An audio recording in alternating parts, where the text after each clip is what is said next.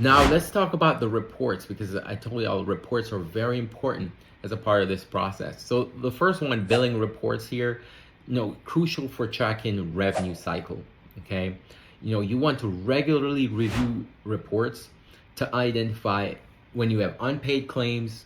You want to be able to track reimbursements, okay, and spot trends in denials.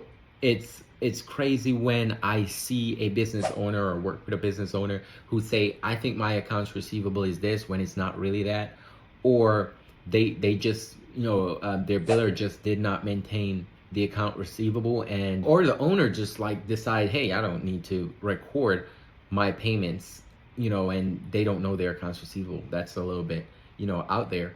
So make sure that you are looking at these reports. Also, your accountant needs accurate billing reports so they can record what's the revenue that you're billing out, and they need to also have accounts receivable accurate so they can record accounts receivable. If your accountant is not looking at your billing reports or looking at your accounts receivable, you have a problem with your accounting cycle. All right, reach out for more information on that.